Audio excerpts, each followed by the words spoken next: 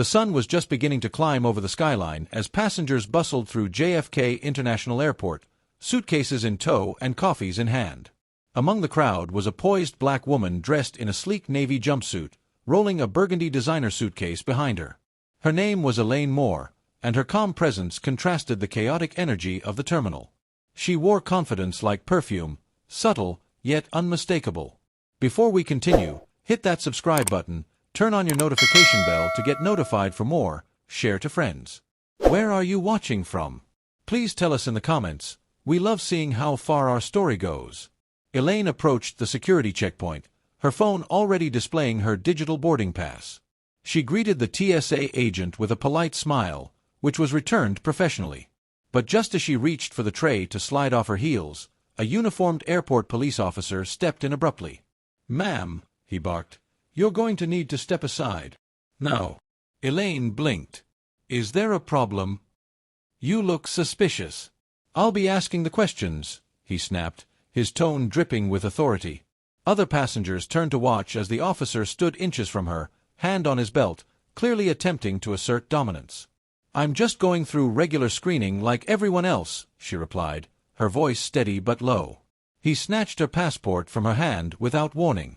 "What's a woman like you doing flying first class? Who paid for your ticket?" The insult hit hard, and it was meant to.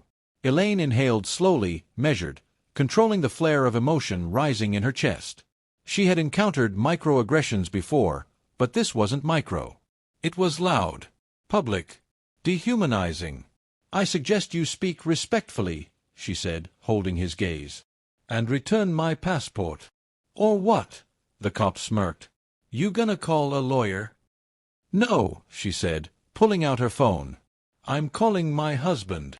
A sneer crept across his face. "Oh, let me guess. He's a rapper? Football player? Or maybe a businessman?" The crowd shifted uncomfortably.